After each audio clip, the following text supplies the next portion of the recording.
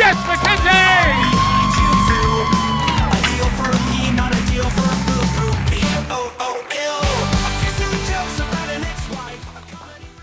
So, I was having a drink with my mum last night, and I was telling her, as I'm aging, I think I'm getting a little more neurotic.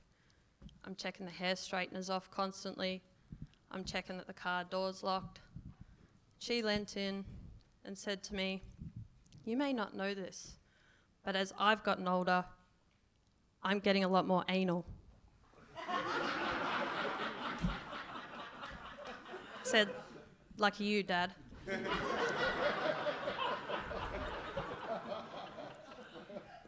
I wasn't surprised when later on I was helping her with some online shopping and we were entering her credit card details and she asked me how many digits I could fit in.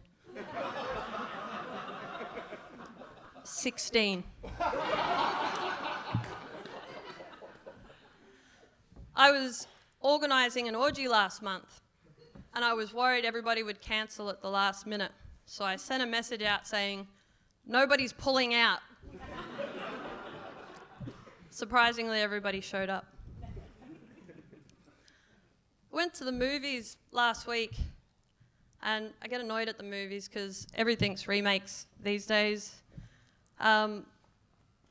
Nobody's coming up with anything original. Snow White's now Snow White and the ethically non-monogamous share house. I opted for another remake, Schindler's Shortlist. It's basically 2 hours of Oscar Schindler's secretary saying, "You're not really what we're looking for. You're gonna have to get on that train."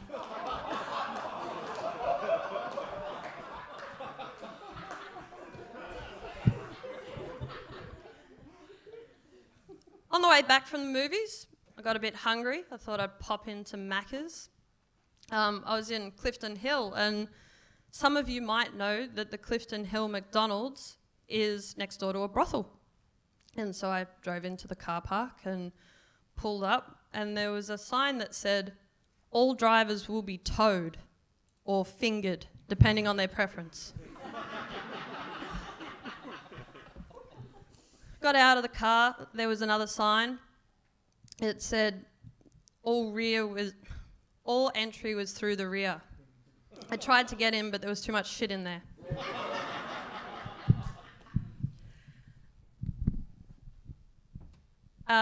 In my day job, I'm a manager in the construction industry.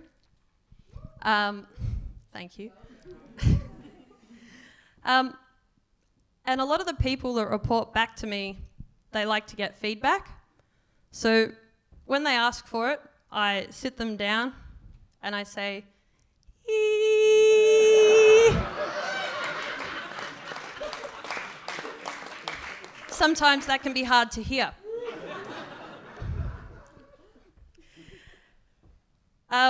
Sometimes at work, when you're a boss, you have to pull rank. I don't mind.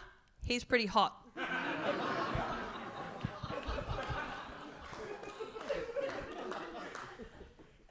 In the construction industry, sometimes women can get objectified.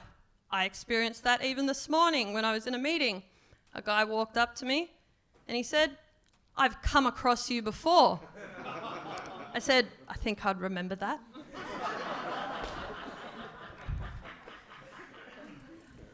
In the last month, I thought that I'd really focus on my mental health and download 2 dating apps.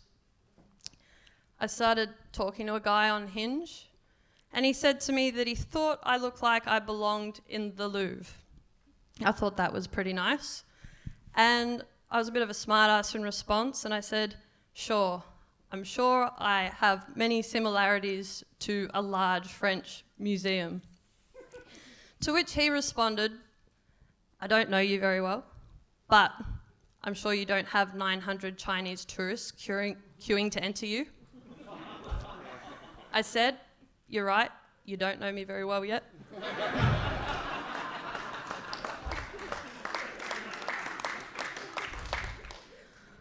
One of my girlfriends once said to me, "Give men an inch, they'll take a mile." that seemed to be quite true with my last partner when he gave me 2 inches and ghosted me.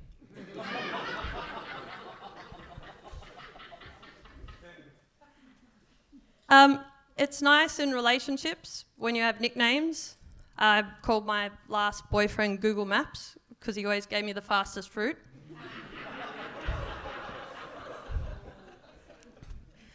I went to America earlier this year, but I decided I wouldn't drive overseas. It's too far and the cars don't handle the water very well.